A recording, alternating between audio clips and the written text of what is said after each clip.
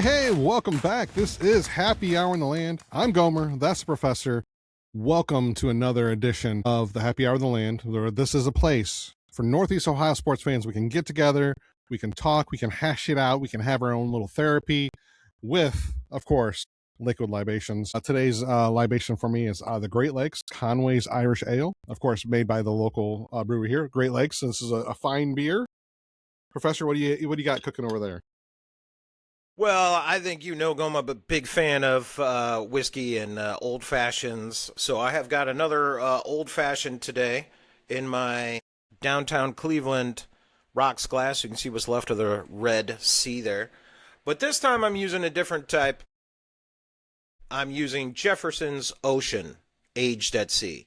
For any of you that love Jefferson whiskey, but think to yourself, why isn't it on a boat traveling around the world?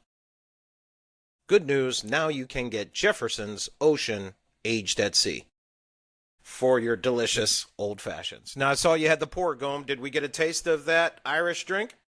Not yet, because I got to show off my mug for the 773 Airborne Squadron out of Youngstown. I want to give those boys a shout. Cheers to everyone that's out there on that base. Absolutely. Yeah. To all of our armed forces, ladies and gentlemen, who defend our country, local and throughout the nation. Here you go. Cheers.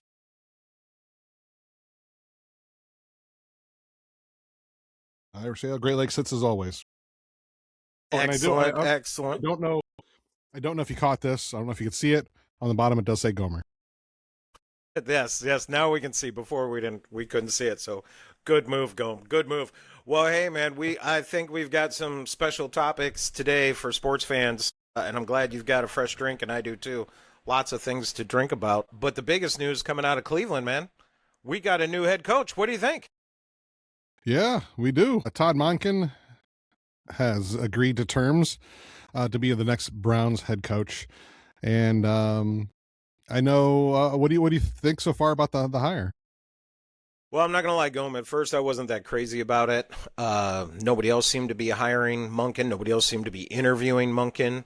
But actually, after about a day or so of thinking about it, I think there are lots of reasons not to just be optimistic but excited.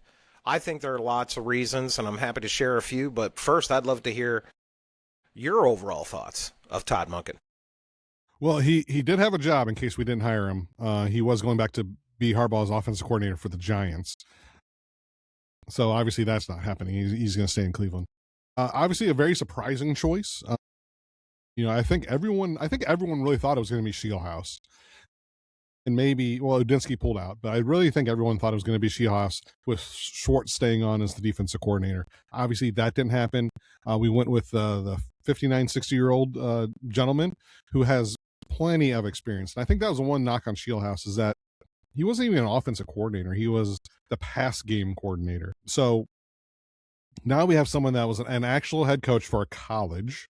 He was the head coach at Southern Miss, but he's got plenty of on his resume. He was a graduate assistant under Lou Holtz. He coached under Kirby Smart at Georgia, coached under Harbaugh. And so he has plenty of experience that he can bring to the Browns in this young team. So I'm looking forward to see what he can do. No, I think you got a great point about how, I think, is it just me or is it the media and the agents are always pushing, the next greatest thing? And after what we've seen happen with the Bears being able to turn around and some of these other teams to be turned around with a new coach, I get it.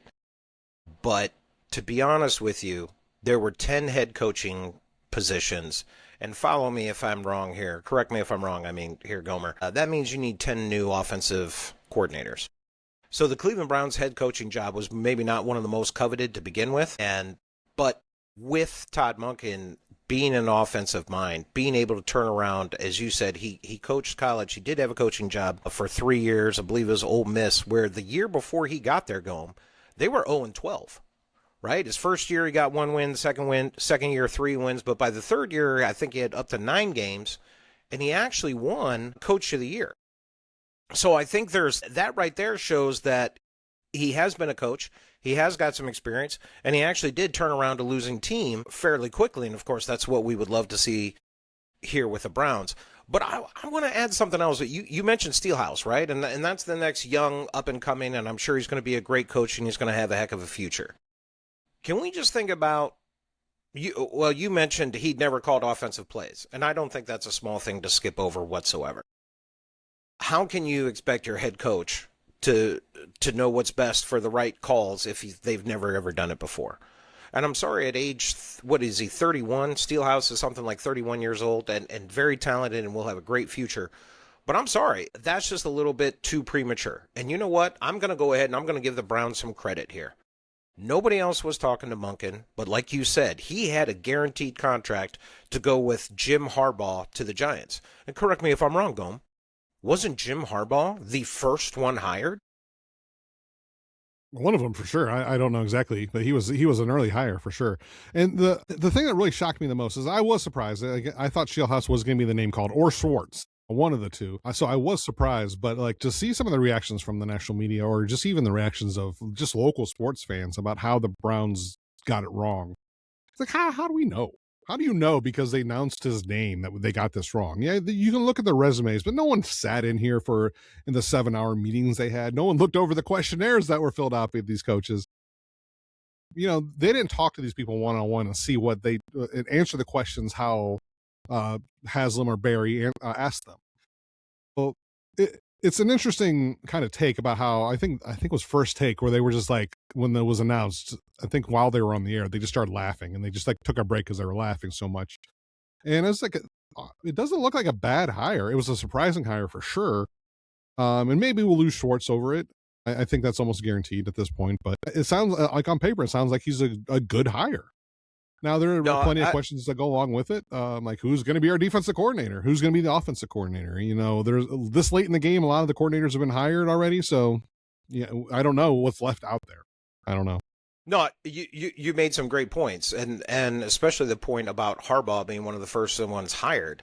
Remember that Jim Harbaugh was, I believe, the first one to be hired, and he absolutely wanted Monken to come with him, right? So if the first coach taken off the board wants this guy as his offensive coordinator, and we take him as head coach, then maybe what we have, Gomer, is we have an offensive-minded coach that at age 59, 60, I got to tell you, I'm a little bit more comfortable him calling plays than somebody as a 30-year-old who maybe doesn't know who are good offensive coordinators, maybe don't know all the ins and outs of being a head coach. We mentioned Monken was a head coach for 3 years in college. And I'm sorry, I think that's important. I think you got to understand all the hats and all the responsibilities that come with being a coach. So the fact that Harbaugh was the first one gone, Harbaugh demanded to take him, and the fact that we are looking for an offensive-minded coach that can turn around the offense, here's where I'm going with this, Gomer.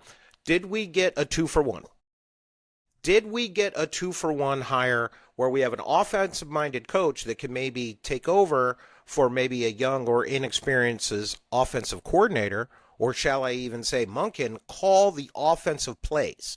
So you got a head coach with an experienced offensive play caller. Now all you got to do is find a defensive coordinator, and that's where you brought up Jim Schwartz. I couldn't agree with you more. Hopes and prayers are that he will stay in Cleveland. The reporting has been unanimous that he is on a warpath right now, trying to tell anybody who will listen of how upset he was and how he feels he got steamrolled. And there's a couple of different opinions out there, right? Would he be just as upset if they hired a young guy?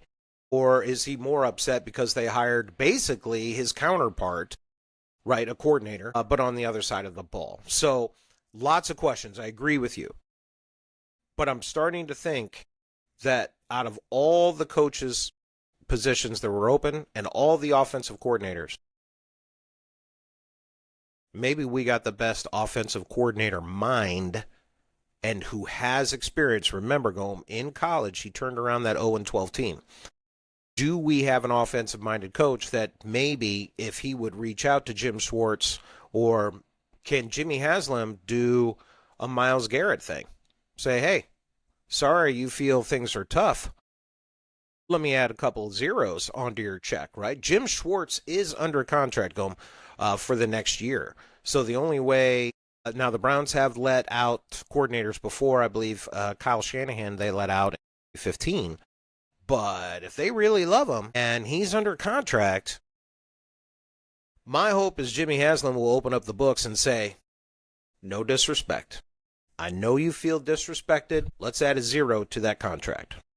And maybe Jim Schwartz will want to come back and build trust and have a co-captaincy, right, with Todd Monken. Wouldn't that be great? Doesn't most NFL teams have like a assistant coach or, the co-coach or something like that? Gomes, isn't there a couple teams out there that have that? Didn't we have that at one time? Well, yeah, I think a lot of teams do have that, and I think that's a smart play because the more captains, I think it's not the monkeys running the asylum sort of situation, but I do think that if you have one guy on the offense, one guy on the defense that can kind of lead them, I think it's a good fit. I do think that Schwartz probably, I'm assuming, we don't know if Shieldhouse would have been hired, if he would have left in the same manner, we don't know, but I think it makes more sense for a young guy. He could be the kind of mentor. I think it makes more sense for that to happen. What I like about Monken is when he was going to go to the Giants, he said, "All right, I need my offensive line coach, Warhop, I think is his name, Yes, to sir. go with him." And when he came to Cleveland, that was his first hire. Is like, "Hey, no, you're coming to Cleveland with me." So the fact that we have an offensive line coach already ready to go, already on the books, and that was one of our biggest weaknesses, I think it's a huge deal, and I'm very excited to have that on our radar. I do hope that we hire an offensive coordinator. I'm not a big fan of the head coach calling plays because he's got other things to worry about, like game management, time management, whatever. So I do like that, and of course the head coach can always hopefully work with this young offensive coordinator that they're going to hire and tell him what he expects, and like, this is my philosophy, this is the philosophy I want you to follow. And of course, during the game, I think I saw an interview with Urban Meyer about head coaches calling plays. Like, yeah, you don't need to call plays, but the head coach is always the guy that says, all right, take a shot here, or run the ball here, or every once in a while he'll butt in and say, this is what I want you to do. And of course, then the offense coordinator comes up with a specific play. I think that's a big thing for a head coach to do. And I think that's something that you could be a mentor to offense coordinator, teach them what you'd like to do and how you like to do it, and then go from there. So that brings up a great point. And again, I think we're talking about the same thing here. Our new head coach, Monken, was considered an offensive genius and was going to go with Harbaugh, right, to the Giants. That was the first one that was hired, and he said, this is my guy. And it's possible, right, that Harbaugh was even let go from Baltimore because of his love for his assistant coaches. So all I'm trying to say is this guy, although maybe not the darling of ESPN or CBS, right, maybe he's just a guy who needs a better agent, right, to get his voice set out there more, But I got to tell you, man, I have nothing against Steelhouse. I wish him the best of luck. And the other gentleman from Jacksonville who turned us down. But, boss, 35 years old, never called an offensive play. All I'm trying to say is, hey, next year or the year after for you guys. But with our defense going, I don't want to wait. I don't want to waste our defense. I don't want to wait another year. If Shador can do decent quarterback play, if we can fix that offensive line and get a wide receiver, then we've got it. We've got 2 running backs, we've got a tight end at least, if not 2, and then we'll have a wide receiver, what if an offensive line, and a stud defense. I say go for it. Give me Todd Monken with an offensive mind, have him bring up an offensive coordinator, like you said, teach him, educate him, and ideally, Jimmy Haslam, go to Schwartz and add that extra 0 onto his check and say, we love you, man. That would be great. That would be great. And, of all the positions, I noticed he didn't mention quarterback, but we have a lot of reports coming out about the quarterback position already, just in the day that he's been hired. Rumors of the Browns looking at, we talked about Ty Simpson in our last show, where Ty Simpson he might go number 2 to the Jets because the Jets don't have a quarterback and they don't need him. He's projected to be a middle to late round in the first round pick. So, but the Browns, I guess, are looking at him, maybe trading up from that second round position and getting a third first round pick, or even the late first round pick, maybe trading up to try to get him. But then also Malik Willis, we talked about him also from Green Bay being the free agent this year. We might be able to get him cheap because he doesn't have a lot of stats on his byline, but he's been with the Packers for a few years. Been the backup, looks good in the little showings that he's had. He's looked good. So those are some of the rumors out there for the Browns. And also, I don't know if you heard this about the Browns questionnaire. Did you hear about this? The Browns questionnaire asked question about how they would handle Shedeur Sanders and how they would develop him. Doesn't mean that he's the quarterback for the future, but I think that's just an interesting question to have on the questionnaire about, like, you really get into the mind of, like, all right, how would you progress this quarterback, and how would you take steps to make him a better quarterback? I think that was really interesting, and I thought that was funny that they had that on the questionnaire. Well, I think most fans would agree, right, that for success, right, you have the right coach and the right quarterback marriage, right? Poor Bill Belichick, right, only won one game in the playoffs without Tom Brady, and maybe that's why Bill Belichick did not make it in the first round Hall of Fame. But you bring up some good points about some of the backups, especially Malik Willis from Green Bay. He's one of those that I think we saw didn't have a great start, but may have a great second act, right? Like a Baker or a Sam Darnold or something like that. And I think I've heard some pundits talk about coaching. And I think he got some good coaching in Green Bay. So you're right. They don't have a lot of tape on him, but he is looking a little bit better than when he first came out of college. And that would be interesting. But do we really want a quarterback competition between Shedeur, Malik, and Watson's going to be there, man? Yeah, it'd be interesting. I mean, interesting what they do, because we talked about possibly getting Kyler Murray, and he'd be a stopgap at the best. Or Malik Willis could be a more long-term thing. Ty Simpson could be more long-term. So those are it'll be interesting to see how they go with the quarterback. Are you really that big a fan of Ty Simpson? I mean, no disrespect to the young man, but I don't know. It seems like he's coming out a little early, and that you talk about somebody who's got to sit for a year. You know what I mean? And if we've already got Shedeur as a project, then why do we want another one as a project? Or are you just saying kind of hedge your bets, and because you got an extra pick, why not go ahead and get him and sit him for a year? And if Shedeur has a rough year, then you got him to Ty Simpson to slide in. Well, you know who I feel the Browns should draft. I've talked about it a few times. Tristan Chambliss from Ole Miss. That's the guy I want. That I'm hoping that they're looking at. If they think Ty Simpson's the guy, hopefully they know better than I do. I guess that hasn't been proven lately. But you mentioned Bill Belichick, and I think we probably could go on a whole spree about that. But I am shocked that he did not get put into the Hall of Fame in the first go round of voting. I'm sure he'll get voted in at some point. But number 2 in the head coach wins. I think number 1 in playoff wins, and he didn't get voted in. And there was a voter that came out and said it was because of Spygate that he didn't get in. And if that's the case, I'm very excited that the NFL decided to kind of make a point of that, because I do think, how I feel about Barry Bonds and the Astros, how the cheating, and that really put a black eye on our sport. But for that to happen, and they kind of point that out and say, hey, you didn't do everything right. You have this black mark on your record, and for it to be that big of a black mark to keep you out of the Hall of Fame, at least in the first voting, I'm very happy that happened. I do think that he should be there eventually, but I like the kind of statement they made with that. Okay, so for those of you fans at home, that was Gomer who said that the man who benched Bernie Kosar should get into the Hall of Fame. I didn't say should. I said he will. As a Browns fan, I don't think he should. But if I look things at from a neutral position, should he get it too? Well, I'm glad that you brought that up. I did read that about that reporter who talked about Spygate, but what about Deflategate? Yeah, well, it wasn't just one cheating scandal, right? For the Super Bowl, it was 2. And you combine that with the fact of what I said earlier, which is he only won one playoff game without Tom Brady. Come on, man. You were there. You and I had a million of these conversations. I'm sure other people did as well. Who's the real reason they won? Bill Belichick or Tom Brady? Tom Brady won a Super Bowl in Tampa. Bill Belichick, tough time in North Carolina. So I just think that along with Spygate, and I'm sorry, Deflategate was a thing, wasn't it? Yeah. So there's 2 of them that you found cheating. And was it really you, or was it your quarterback? The GOAT, as most people will call him now, right? Tom Brady, the GOAT. So you know what, Bill? You were kind of difficult to news reporters, right, all those years.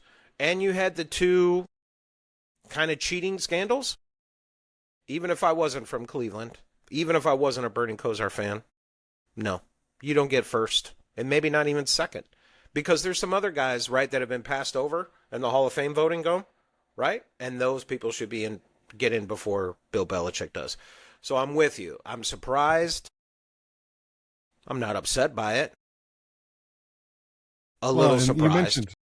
You mentioned Bernie Kosar being benched, and that obviously hurt very much when that happened. But the funny thing is, when the Browns left Cleveland to go to Baltimore, I became a Patriots fan because at the time, man, the Patriots were great. Drew Bledsoe, That doesn't make Terry you a bad Glenn, person. Curtis Martin, Ben Coates. I really liked that Patriots team, and so when he benched Drew Bledsoe, that was like second time for me that he benched my favorite quarterback. And so I'm still not over the second one for sure. After the second one, man, I love Drew Bledsoe. I think he was done dirty. But anyhow, I digress. He was, but you saw the toast to Tom Brady, right? Drew Bledsoe got in a couple shots there. Tell me you saw that. Okay. that was funny. That was funny. He was funny. He clearly had worked through it, and you know what? Tip of the hat to him for it. But I didn't know you were a Patriots fan. I was a Green Bay fan because Green Bay owns the city. Green Bay owns the city. Green Bay owns the team. Yeah, the fans own the team. And boy, if that could have happened in Cleveland, that would have been amazing. So I understand you were a New England's fan during the window of time where we had no football.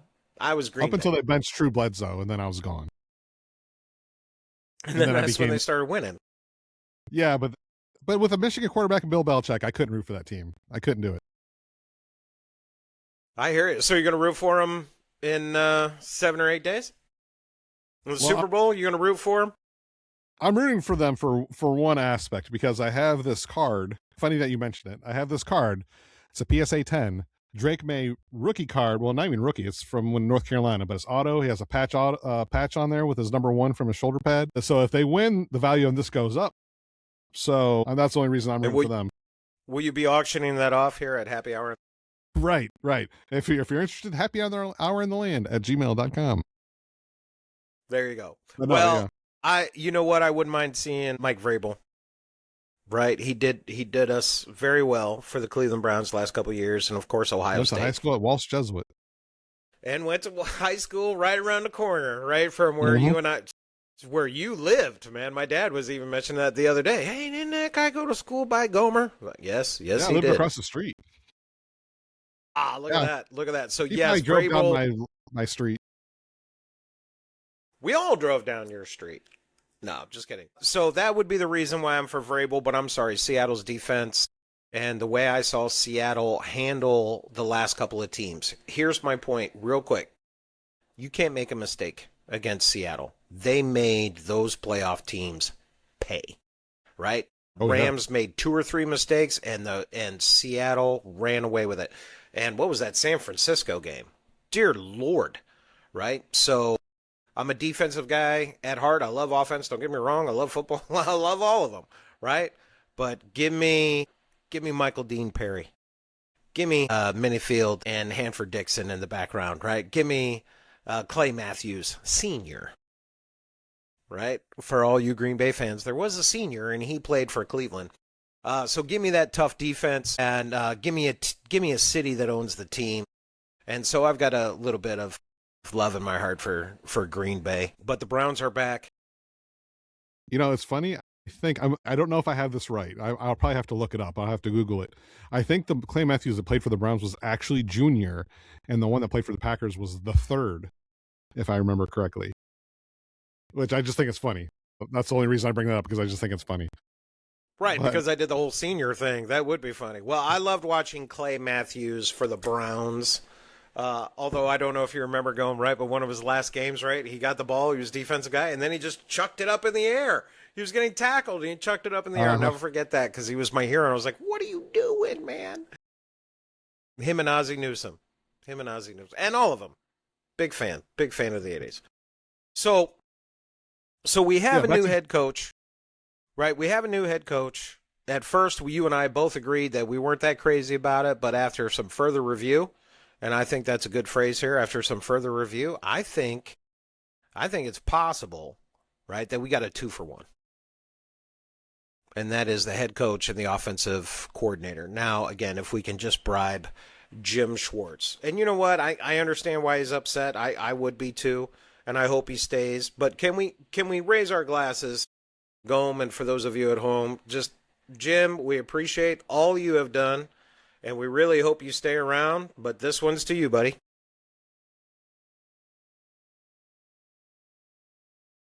Yeah, for sure. Lots of thoughts going on for Jim Schwartz. If he does leave, thank you for everything you did for Cleveland. I hope you do stay and help us out a little bit more. And we talk about how we felt, right? How did the number one player on the team feel about what was going on? Myles Garrett, of course, put this on Instagram. It was a very cryptic post. And I get it. I mean, I'm sure that he's upset because his friend didn't get the job. Not friend, I should take that, but his coach, I'm sure the one that he cares about, didn't become the head coach. So I get it, and I hope that he can come around. I'm hoping that if we don't get Schwartz, we get another good defensive coordinator in here, and that we hopefully can keep Myles happy. That's this should be the mantra for any Cleveland Browns hiring decision. Keep Myles happy. We want him to stay. Yeah, it's got to be tough. Not just under Jim Schwartz, he had his best year. He broke the record, right? Yeah. And I think they said that we broke the team record for most sacks in a year as a team. Yes, well, I believe so too. And when you compare that with our offense, again, let's go in the locker room. Let's go to the defensive locker room. Jim Schwartz is in front of us. Jim Schwartz understands what's going on with the offense. I got to think Jim told these guys, this is up to us. Offense ain't doing it. It's up to us. And every week, Jim Schwartz got that defense to play tough. Got Myles Garrett the sack record. I love Jim Schwartz. I understand he's a little tough and he's not everybody's cup of tea, but for what he did for Cleveland, I'll tell you what, man, I'm not Gomer. I'll vote yes for a statue. For Jim Schwartz? Yes, we have nothing on offense. He turned around the defense, right? And if we lose Jim Schwartz, we get another defensive coordinator who says, "Oh, I run a different system." What's that going to do to our defense? That's what limits our defensive coordinator options in the first place. We need somebody who understands Jim Schwartz's system, says, "Listen, I'm not going to miss a beat. I'm going to come in here. We're going to keep going along with it is." Or again, and I hate to beat that dead horse, my friend, Jimmy, break out the pen, give him another 0. Well, it's funny you mentioned too that I think that happened in the early 2000s several times when they picked a defensive coordinator that had a different system. They went like 3-4 to 4-3 and back to 3-4, and yes, our defense could never gain any traction. And that's what actually started me getting to let's get a head coach for more than 2 years and then like start building a culture, start building something that these players can rally around and just get used to. So yeah, I do hope that they go for a defensive coordinator if Schwartz doesn't stay, that they get it with a similar system, a similar scheme that hopefully that these players can get used to, or not get used to, but by play in it and not have to get used to something else. That's really what I'm hoping. And remember, this is not an offensive heavy draft. This is more defense. And there are some really good defense players in there. Just to remind everybody at home, I've been saying offense.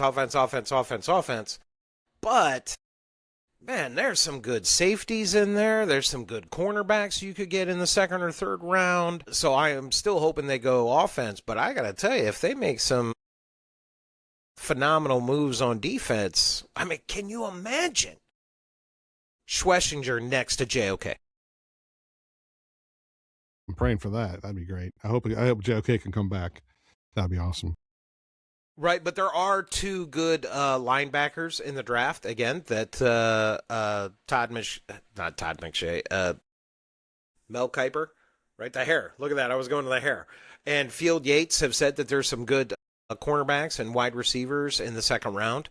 All I'm just saying is that I wouldn't be surprised if this is a fallout from losing Jim Schwartz. And because the Browns just seem to be tied neck and neck with drama, right? Like a soap opera. You know what I mean? I don't see it beyond the realm of possibility that they hire a defensive guy that says, well, I don't have the personnel for it. And all of a sudden we're using one of our first round draft picks for a stud, right? It's not going to be a throwaway, but we've been building the defense for so long. And that's what we're talking about here. That's what we're giving Jim Schwartz praise for. You helped it. You fixed it. You kept it going last year when that offense was beyond terrible, right? And kept us in the games in a lot of times. And to try and muster that from the team, and now you're just going to hand that over to somebody else. Sorry, I thought I was done going, but Jimmy, Penn, pay the man. Keep him. Pay the man. All right. Go home. Don't ask me anymore about Jim Schwartz. I'm a fan. Let's keep him. Well, just one more thing about the defense is I know Devin Bush is a free agent, and I think the chances of signing him were higher when Schwartz was around.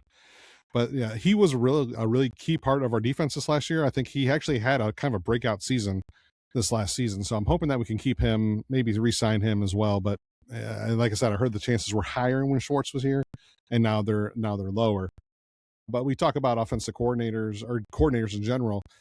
The one thing I like about the offensive coordinator, and we talked about this before, is about players. And we talked about like Stefanski making Watson fit into his scheme, and he wasn't that kind of quarterback. So what I like about him is his flexibility, where he can kind of decide like, hey, these are our strengths. Let's play to our strengths. And because of these strengths, this is what our scheme is going to be. Now, he did this with Lamar Jackson in Baltimore. And what I like about it, too, is that even when Lamar got hurt, I'm not including this last year, but even when Lamar got hurt, Tyler Huntley would come in, and their offense really never missed a beat.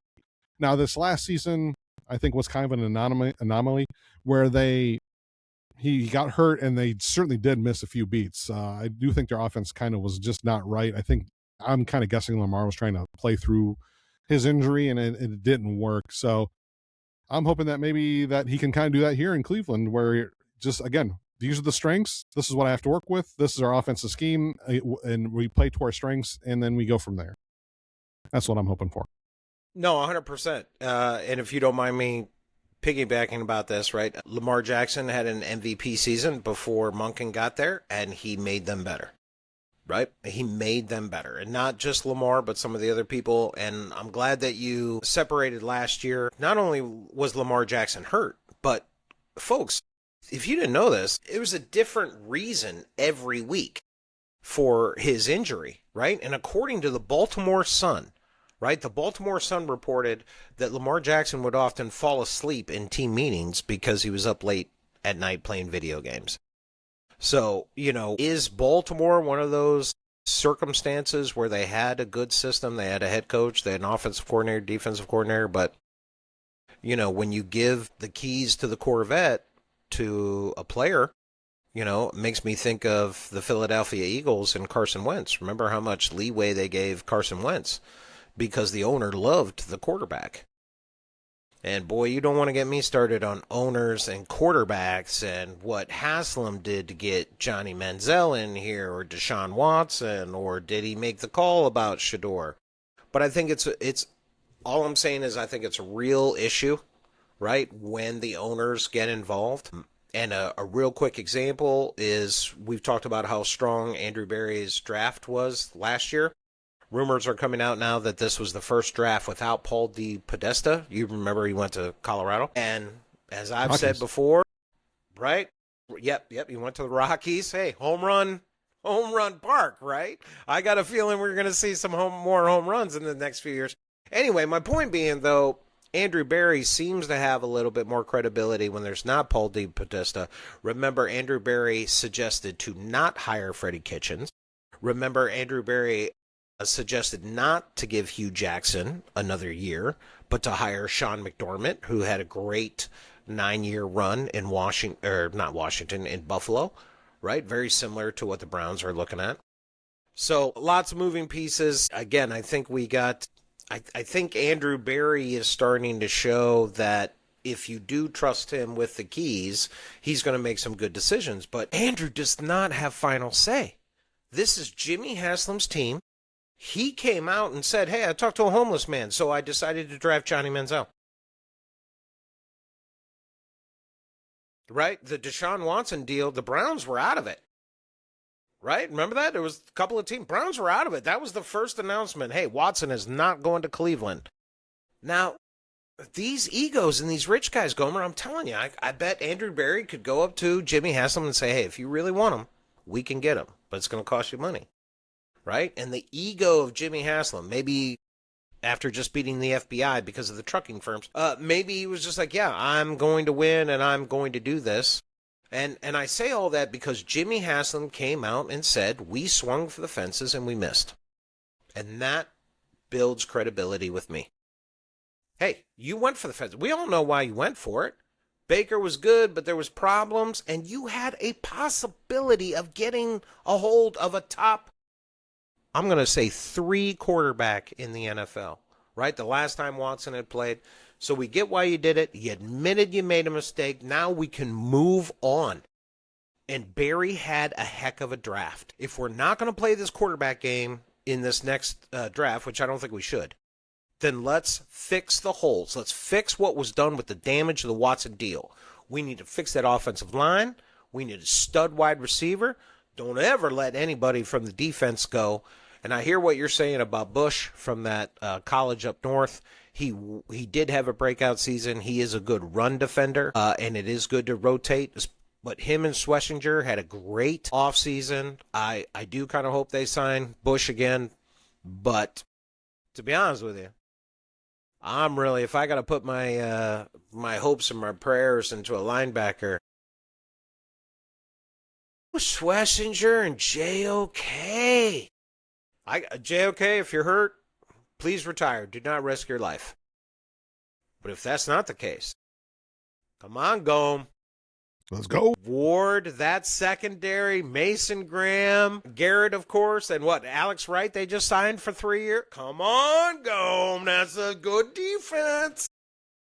Yeah, and well, you talk about the draft too, and you talk about, repairing from having Watson. Is this something where we look at, do we trade down a couple spots to get more picks? Or do we trade one of our first-round picks to try to get a first-round pick next year with the quarterback-heavy draft next year? Yeah, that's part of the game. I think you got so many holes and you have a defense that you don't want to blow. So I understand. I have seen Shedeur Sanders miss open guys all the time. I don't care because he's a rookie. Because he started on the 4th string, right? Give him some time. Peyton Manning had more interceptions than he had touchdowns his first year. We all agree Peyton Manning is fantastic, right? But that was from a different era of football. This era of football, give me a Monken who says, I got a non-traditional quarterback. Give me Monken who says, give me a quarterback who can extend the play with his legs. And that's Shedeur. Give me a quarterback that can handle the media bombardment that happens to our athletes today. Right? You need a thick skin. Todd Monken may have given us a head coach and an offensive coordinator position at the same time when you got to think it's going to be tough to bring in offensive coordinators. Kevin Stefanski took Tommy Rees, right, with him to Atlanta. And as we know, Harbaugh really wanted Monken. And again, Harbaugh was the first guy gone. So I think there's some, I think if you read in between what actually happened, you can see that there's some value. And I don't like to judge people until, you give them a chance. I'm willing to give them a chance. I'm still sad to see Jim. I tell you what, Monken, if you can get Jim back in the door, how about that going? What would that do for the fans of Cleveland? If Jim leaves and there's a week of this, but Monken gets him back, would that give you faith in Monken? Well, yeah. I mean, for sure. Anytime the Schwartz is on the staff, I would give credit to, not credit, but I would think that Monken has a better chance of succeeding, right? So, yeah, for sure. Yeah. And maybe they could, right? These are two guys right around the same age who, Jim's been a head coach. As we talked about, Todd's been a head coach, but in college, he did great things in Georgia. Boy, wouldn't it be cool if Monken just reached out to Schwartz and said, together. Well, yeah.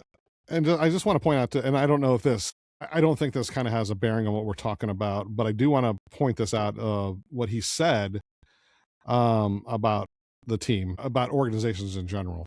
He said, I've gone to organizations that say, this is a family. This isn't a family. You're going to fire me if we suck. So don't say it's a family, okay? This is the way it is. It's what we choose to do. This is a business, and I get it that way. And my job is to do the best job I can for Kirby Smart and our players. Obviously, he said that when he was working at Georgia. I just thought that was really interesting. Again, I think he's known for his bluntness. And I don't know if we talked about this if we talked about this, but he was with the Browns in 2019, I believe, with Freddie Kitchens. And kind of the knock on him at the time was he would, again, be blunt. And when he's talking to other people on the other team, he would say, this is a terrible organization. He would trash Freddie Kitchens for his play calling. And what changed? He didn't like this 6 years ago. It's the same people running it. So I don't know exactly what changed and why it's a better organization now, but that's a question I hope someone asks him. I hope someone asks him that question so we can get an answer. I got one for you, Go. I got a possibility because when you were starting to talk about him, I kind of got that Godfather reference that we were talking about. This is the profession we have chosen. You come to me on the day of my daughter's wedding? Sorry. Classic. By the way, if you haven't seen The Offer on Paramount, it is a 6 or 7 miniseries about behind the scenes starring that guy that was in the Maverick movie, Miles Teller. Very good. Oh yeah, I like him a lot. What was that other movie he was in with the drums? Whiplash? Was it No. Was Miles Teller in Whiplash? No, that's a comedy, right? With LeBron. Drumline? Are you talking about Drumline? No, dang it! What's that? He's been in so many, boss. He was in the new one, The Gorge, with the chess playing chick. Yeah, that was a good movie too. But no, he was Maverick, man. He played Goose's son because he looked exactly like the actor. It was Whiplash. Edwards, right, from ER. He looked exactly like a Maverick. If you haven't seen it, pretty good movie. Miles Teller is in it. Well, Miles Teller was also in Player One, right? Ready Player One. That was Steven Spielberg. Miles Teller's got some chops, folks. Man, don't get me started with that movie. Talk to me. Talk to me. What? Talk to me. It's a sports. I don't know if we're allowed to talk movies, but that movie still hurts me. It hurts me right here. That book was amazing. If you haven't read the book is amazing. And then the movie's trash. It's trash. Read the book. And I get it. I get it. It's trash. I like it because it is what it is, I guess, but compared to the book, it's awful. The book is amazing. You would love the book, I'm telling you. You would love the movie if they made it about the book. You would love it. I'm telling you.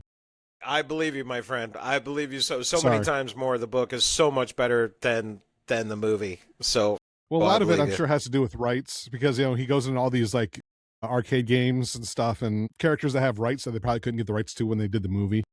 So I understand that, but Whiplash was the movie I was talking about where he was the drummer with not J.K. Rowling. Anyways, the guy from the Farmers Insurance commercials. Man, I'm having a stroke today. Okay, but he was a good actor. Is that that what we're saying? That fantastic. Whiplash is fantastic. That movie is awesome. There we go. I love it. This isn't Siskel and Ebert, so I guess we should probably move on, right?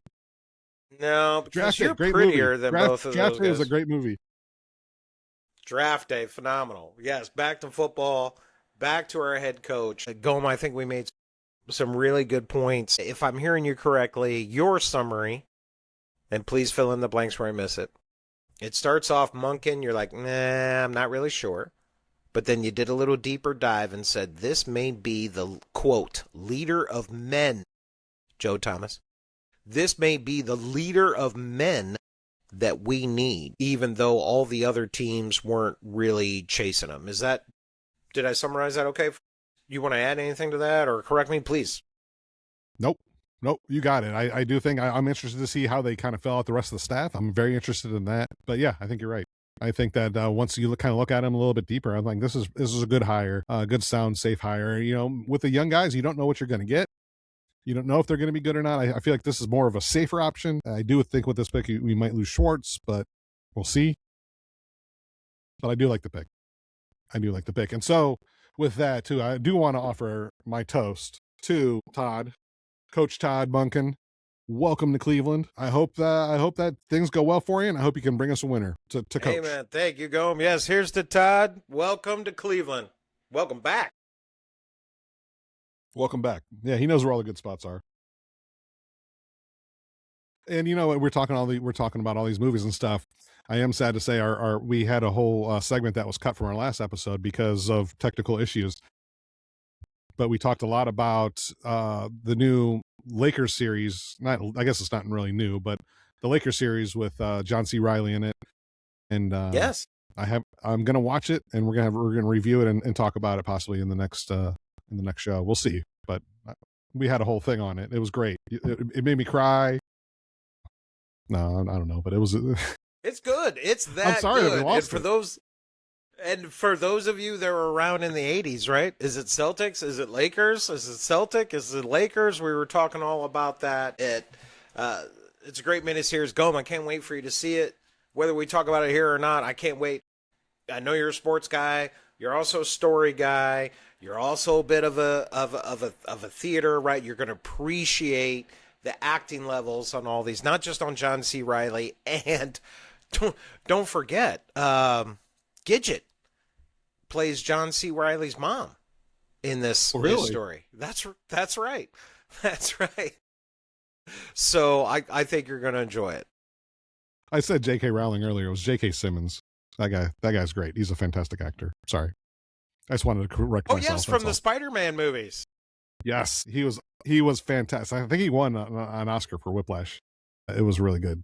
I recommend it. Anyways, I think we've covered quite a bit today. Yeah. Again, thank you for joining us. This is Happy Hour in the Land. We did cover a lot today. Hopefully, because we lost the segment, we didn't get to talk about Jose. Hopefully, we'll be able to touch base with him in a little bit later. But thank you again for joining us. This is Happy Hour in the Land. I'm Gomer. That's the professor. If you ever want to reach out to us, happyhourintheland@gmail.com. Send us some thoughts. Maybe we can read them on the air, and we'll go from there. But again, thank you. This cheers us to you for joining us today. And Happy Hour in the Land. Thank you, folks. See ya.